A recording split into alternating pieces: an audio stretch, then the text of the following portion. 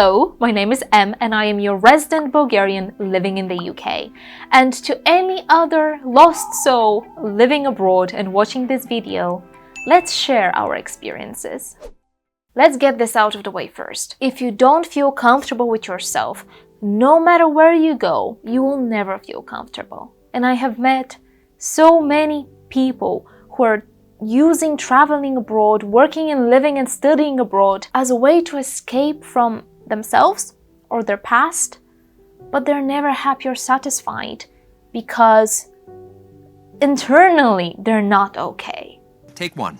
And while living abroad can be a way of healing, you have to be open to it being a way of healing, and you have to think of it that way. Another key thing here is that you will most probably be alone when you move abroad. So you have to be comfortable with your own company, in spending time alone, in spending time with your thoughts, because otherwise you're just gonna spiral down. I think now is the time for Marcus Aurelius quote. No, was it Seneca? No, it was a Seneca quote. It's time for a Seneca quote, excuse me.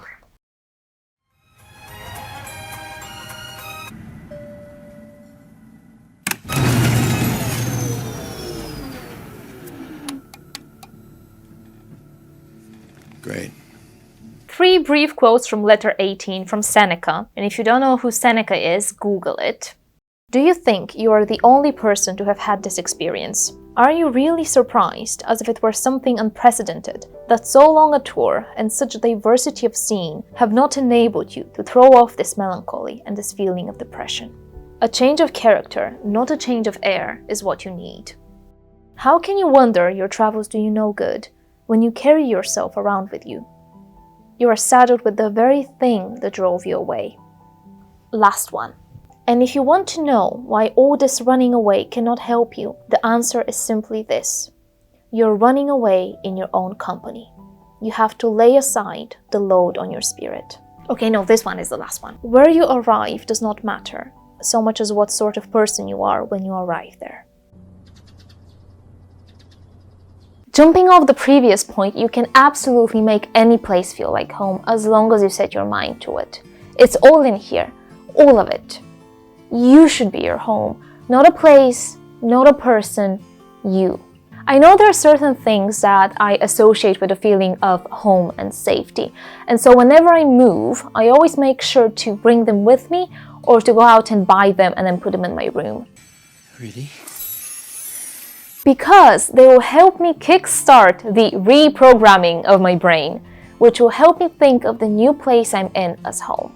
Fairy lights, photos of friends, plush toys, favorite books, plans. Those are the first things I take out of my moving boxes and put around my accommodation. And the place becomes home in a matter of minutes. I strongly suggest you take some time and think about what objects might trigger that feeling of home for you. And when I say that you should be your home, I mean that you should get to that level of self-awareness where you know how you can trigger that feeling of home wherever you go. And then you can make the conscious decision to trigger it. Because realistically, you can't just move a certain person to another location, and you most definitely can't move a location to another location. But you can move or acquire objects. And most importantly, it is your mind that goes wherever you go. Learn how to control your mind, and any place can become your home. Don't expect people to cater to you and your culture. This, some people might say, is a bit controversial or whatever, but I honestly believe that if you're going to a new country, especially if you're going to a new country, and you're the foreigner, you are the odd one out. It's not that country's job to cater to you. It is your job to integrate yourself within the country, within its community and culture. Respect the people, the country, and the culture you're in. Eat what they eat, speak their language, acquire some of their manners. Don't expect them to change for you because you should be changing for them. And I think that's the charm of living abroad and cultural exchange. Don't get offended when people from that country don't understand you or don't realize that they're offending you in a way. Educate them, but don't expect them to cater to you.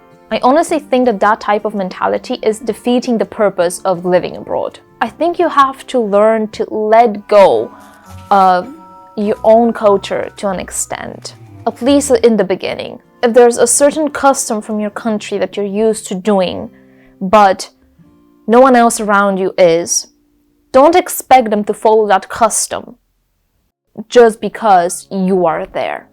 If they are your friends and you educate them about it and you explain why it's important, then yes. But if they're not your friends, if they're just random people, if they're just acquaintances, don't put that on them. It's on you. And this ties in with my next point, which is improvise, adapt, overcome. Oi! Change your mindset, change your habits, change your manners.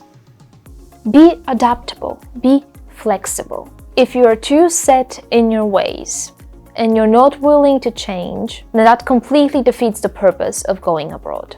If they use chopsticks, you use chopsticks. If they bow, you bow. If they say cheers when you're walking down the pavement? The sidewalk. Was that American English and British English again? Anyway, when you're walking down the sidewalk and you cross paths with a person and they make way for you, you say cheers. If they want you not to speak on the train, not to have phone conversations on the bus, you don't do it. If they want you to be less direct with your words, if they want you to read the air, if they want you to just kind of navigate through your points and not be too, let's say, aggressive with your opinions and stuff, then do that. Being Bulgarian, I'm very used to saying everything the way I want to say it, whenever I want to say it, not wasting time, just getting straight to the point and getting the job done. Here in the UK, you have to be less straightforward, less aggressive. Yes, I find it annoying, but do I do it? I do it.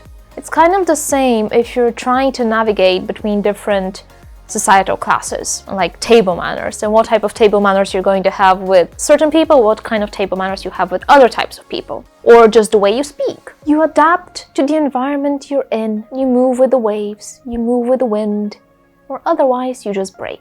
Water. Air. I think there was a saying, was it a saying? There was something about which one is stronger, the tree or the grass? Which one could withstand more wind? And if I remember correctly, it was the grass, because it moves with the wind, whereas the tree just stays there and at some point it breaks. I think I got that from which? Random childhood flashbacks. Anyway, you will lose friends. Friends come and go, and that's okay. And it's not necessarily because you've done something wrong or they've done something wrong. It's simply because distance does a few things to relationships. It shows us with whom our priorities lie. Because when you move to a new place, there simply isn't enough time to study, work, adapt, clean, rest, make new friends, keep in contact with all of your old friends, and so on. So you just naturally end up talking to fewer people from your old friend circles, and as time passes, friends become acquaintances. But most importantly, we change, and we simply end up being on different pages. Unfortunately, not all change is good change, and somehow some people don't even change at all, even after years have passed. We all have our own paths in life, and when those paths diverge, it's okay to cut contact. Don't let past relationships and feelings like old loyalties and burden keep you chained to people who no longer contribute beneficially to your life. Sometimes you will be faced with jealousy and resentment from people from your past, and that's okay. It speaks to their character, not to yours, and that's their problem to deal with. Keep your head high and keep going. And when it comes to making new friends, don't just grab on to the first people you meet because you don't want to be alone and then hang on to them even if they aren't a good fit. Finding good friends takes time and effort. To put it simply, don't be desperate, don't try to force things, and be careful who you let in. Physical and emotional loneliness are two very different things, and I learned that in Japan. In no way did I feel emotionally lonely in Japan. I had my support network from back home. I built great friendships in Japan, and I always had something to do, someone to talk to, someone that would understand me. I never felt lonely, but that was on an emotional level.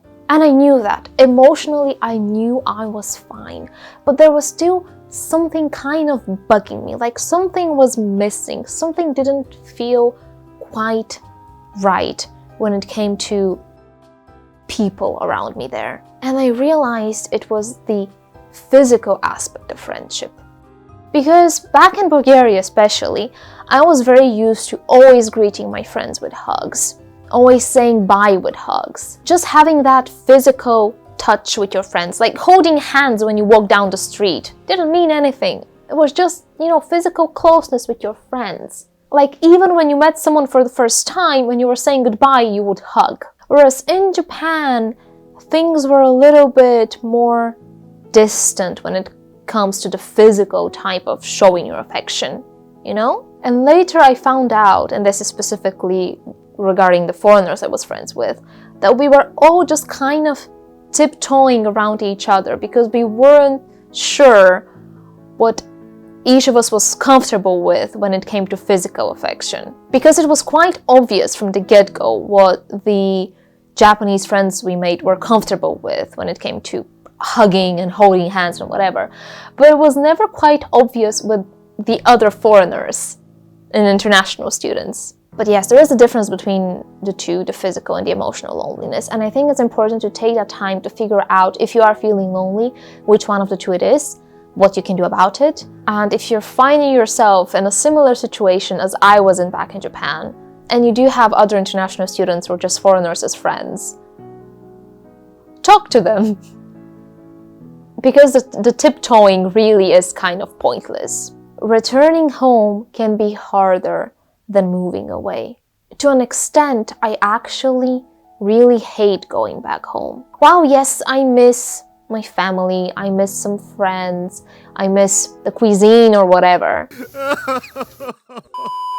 I find that whenever I actually go back to Bulgaria and I spend more than a couple of weeks there, I start kind of feeling not depressed, because I'm definitely not depressed, but just down, because it's all the same. All the streets I've walked down when I was a kid, they're the same.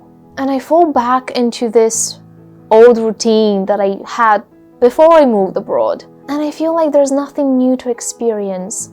And honestly, it's sad. It's really sad.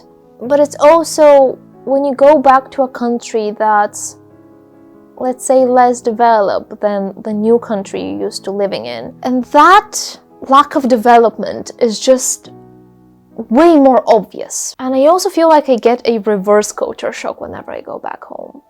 It's weird. I don't even know how to explain it properly. But there's just this feeling of stagnation. I think stagnation is the word. Let me Google it. Yes, there's just this feeling of stagnation that kind of makes my heart ache. And I realize that I just want to experience more and go to another new place and another new place and meet new people and do new things. And whenever I go back home to Bulgaria, I just feel like I'm going back to the past. And I don't like that. And then I feel guilty for having these emotions.